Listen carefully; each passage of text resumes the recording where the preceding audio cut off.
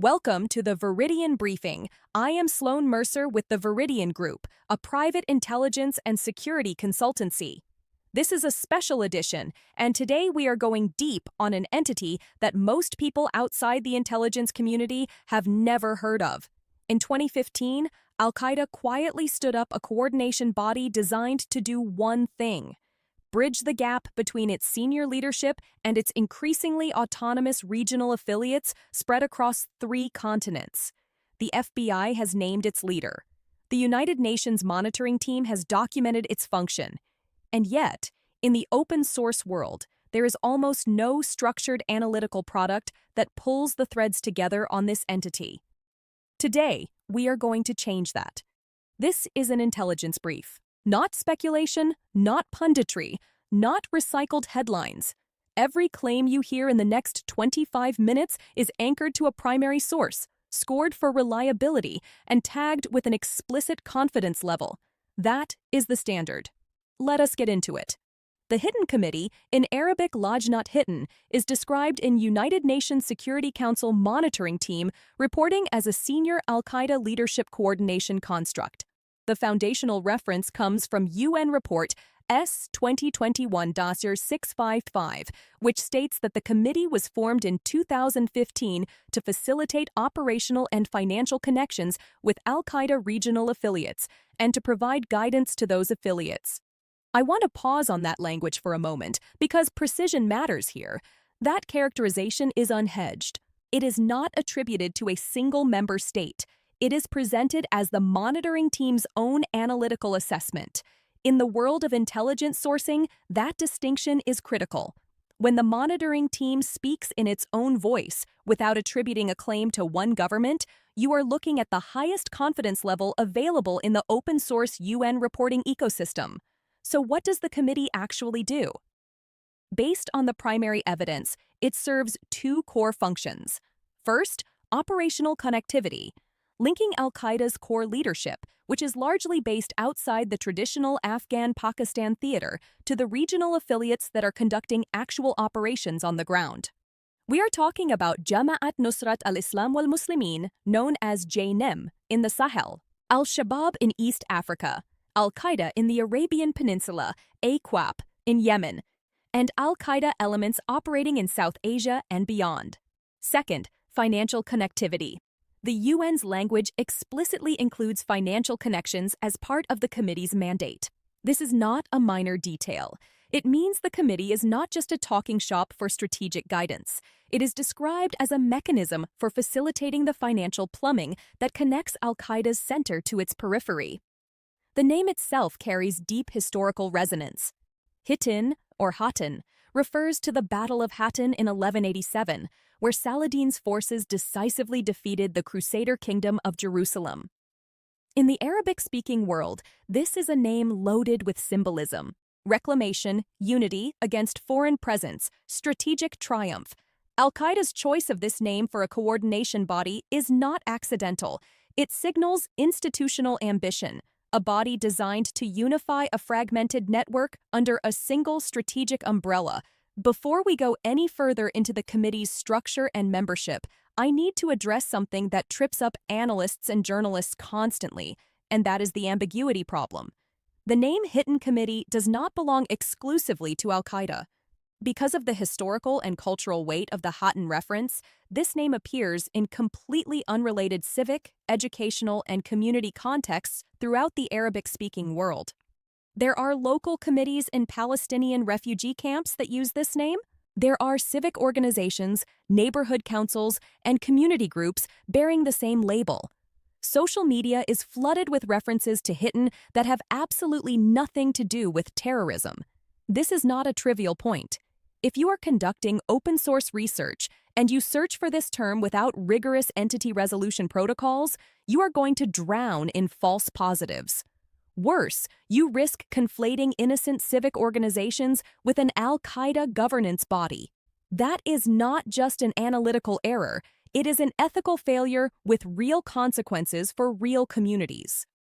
Our assessment maintains strict separation between 2 entity classes. Class 1 is the Al-Qaeda governance construct described in UN and FBI materials. Class 2 is everything else: the benign local committees, the civic organizations, the historical references.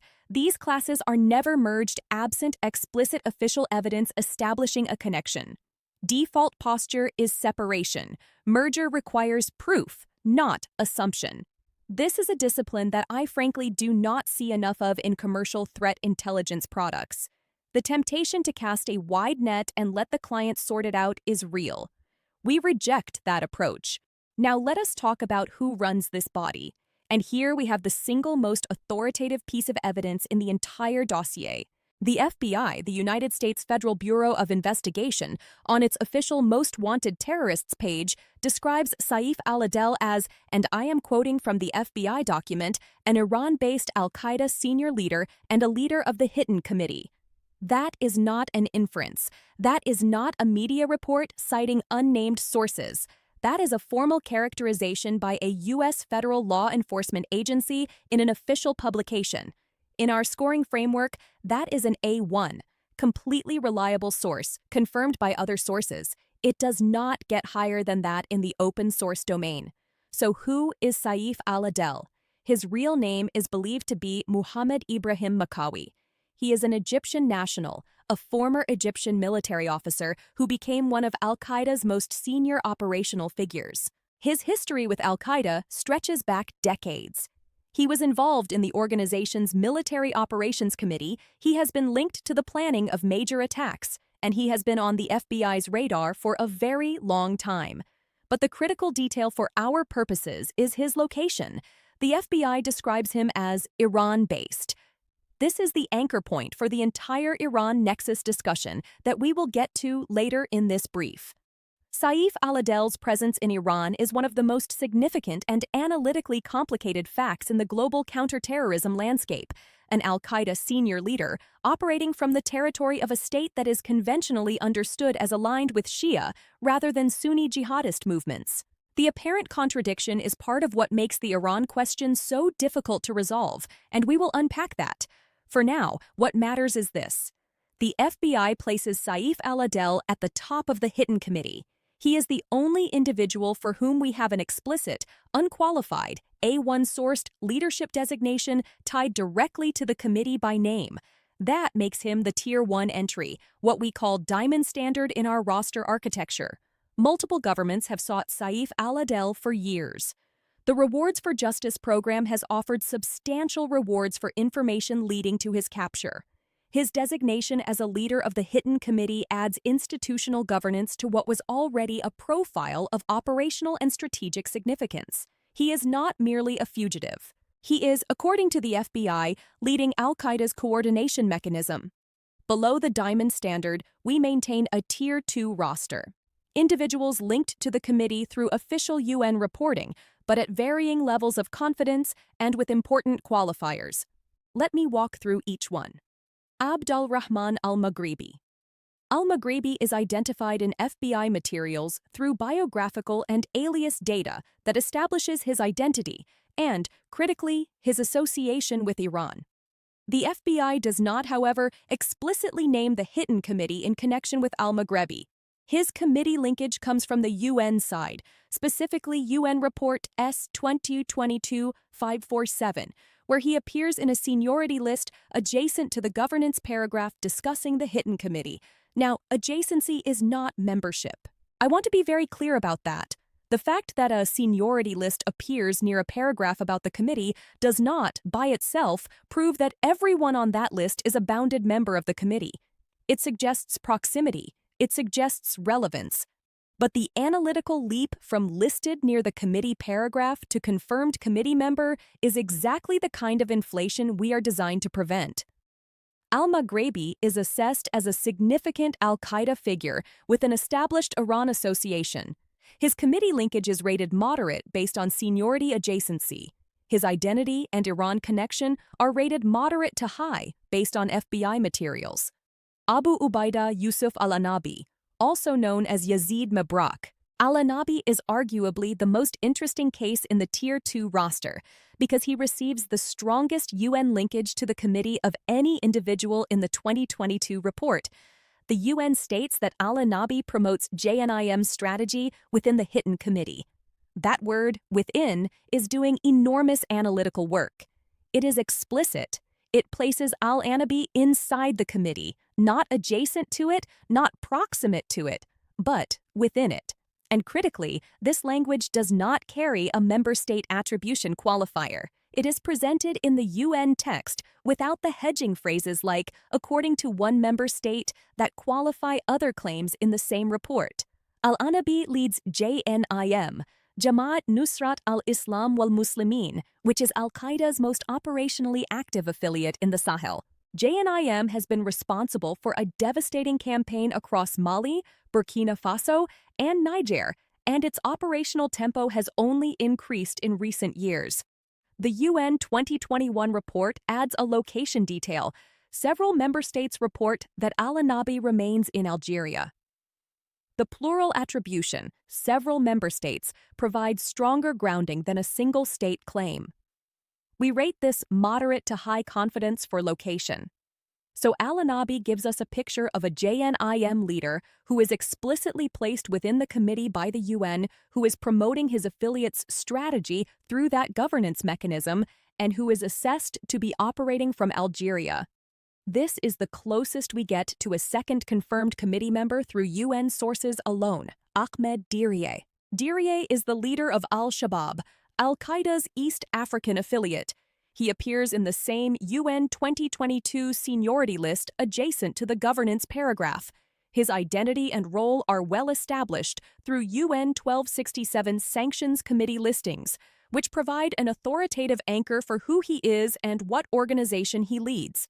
His committee linkage, like al-Maghribi's, rests on seniority adjacency rather than explicit within language. We rate his identity and Somalia context as high confidence, and his committee linkage as moderate based on the proximity evidence. The inclusion of Diriye in the seniority list is significant for a different reason. It reflects the organizational geography of the committee. If the seniority list does reflect committee composition, even loosely, then we are looking at a body that bridges Iran-based leadership, the Sahel, and East Africa. That is a coordination mechanism spanning thousands of miles and multiple operational theaters. Samir Hijazi, also known as Farouk al-Suri.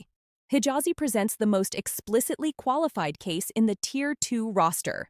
UN report S 2022-547 states that one member state indicated that Hijazi joined the Hittin Committee in 2020 or 2021. Every word in that attribution matters. One member state. Singular, not plural. Indicated. A softer verb than confirmed or assessed. This is the UN being transparent about the evidentiary basis for the claim, and we honor that transparency by maintaining the qualifier. Hijazi's committee membership is assessed at moderate confidence. Official text, but explicitly attributed to a single government's indication. The Rewards for Justice program provides an alias bundle for Farouk al-Suri that supports disambiguation, helping us confirm that Samir Hijazi and Farouk al-Suri refer to the same individual. This is important because alias collision is a persistent problem in counterterrorism analysis, and we maintain a dedicated name collision index to manage that risk. If the join claim is accurate, Hijazi's addition to the committee in 2020 or 2021 would suggest the body is not static. It is evolving, expanding, and incorporating new members as the strategic environment shifts. I should note that Arabic language media have published broader roster claims that we are aware of but have not promoted. These remain at claim-only status in our framework. Promotion to Tier 2 requires explicit naming in a primary or official source with archival documentation. We do not promote claims based on media repetition, regardless of how many outlets carry the same story. Repetition is not corroboration if every outlet traces back to the same unverified origin. So we have a committee, we have a confirmed leader, we have several individuals linked at varying confidence levels. The next question is, what authority does this body actually exercise? This is where the evidence gets complicated and where intellectual honesty demands that we be very careful about what we claim. The UN 2022 report contains a paragraph attributed to one member state stating that the Hittin Committee coordinates Al-Qaeda's global leadership and has demoted ACAP below African affiliates in organizational priority. If accurate, that second claim is extraordinary. It would mean the committee made a strategic decision to deprioritize the affiliate that once represented Al-Qaeda's most direct threat to the Western homeland in favor of the African affiliates that have been gaining territory and operational capacity at a remarkable pace. But that, if accurate, carries weight. The claim is attributed to a single member state. It has not been repeated in unhedged language across subsequent UN reporting cycles. We have one data point from one government reported in one cycle. That is why we rate the governance claims at moderate confidence rather than high. The UN 2021 report uses the word guidance to describe the committee's relationship with affiliates. Guidance is softer than command. Guidance is softer than direction. Whether affiliates are bound by committee decisions, whether the committee can compel compliance, whether there are consequences for diverging from committee guidance, none of this is established in the primary evidence. What we can say is that the committee appears to occupy a space between a pure advisory body and a command authority. It provides guidance. It facilitates connections. One member state claims it coordinates global leadership, but the full depth and enforceability of that authority remains an open question, one of the most significant intelligence gaps in this assessment. Now let us talk about Iran. I have been putting this off long enough. The FBI places Saif al-Adel in Iran. The FBI's materials on al-Maghrebi establish an Iran association. This means the two most senior figures linked to the committee have a documented Iran nexus. That is not a peripheral detail. It is central to understanding the committee's operating environment. But here is where I need to draw a very sharp line. A line that has enormous policy implications. Nexus is not sponsorship. Presence is not partnership. And the open source evidence available to us does not resolve which category applies. We apply a structured taxonomy with 5 levels. Sponsorship, meaning active material support, logistical facilitation, and financial infrastructure. Enablement, meaning knowing provision of safe haven with some facilitation. Tolerance, meaning awareness of presence without active support or active interdiction. Containment, meaning monitoring and restricting activity while permitting presence. And interdiction, meaning active disruption. The evidence supports an Iran nexus. It does not tell us where on that spectrum Iran sits. Is Iran actively leveraging Al-Qaeda figures as a strategic hedge? Is Iran simply tolerating their presence as a manageable liability? Is Iran containing them, keeping them under surveillance and control as a card to be played or traded? Each of these scenarios carries radically different policy implications, and the honest answer is that we cannot distinguish between them from open sources alone. This is the most significant intelligence gap in the entire assessment. It is also the most policy relevant. A corporate security professional assessing exposure to Al-Qaeda risk needs to understand not just that the committee exists, but whether it operates with state backing, state tolerance, or state constraint. We flag this gap explicitly because pretending to have an answer we do not have would be a disservice to anyone relying on this product for decisions. Resolution of this question almost certainly requires evidence from outside the open-source domain. Judicial proceedings, declassified intelligence, defector testimony, or allied government designation actions that explicitly characterize the relationship. The committee's mandate explicitly includes financial connectivity. The UN 2021 formation language describes the committee as facilitating operational and financial connections. That financial mandate is not incidental, it is structural. At the affiliate level, the most recent UN reporting, S 2025 FOC 482, provides updated context. The report documents that AQAP ran crowdfunding campaigns to replenish its financial resources.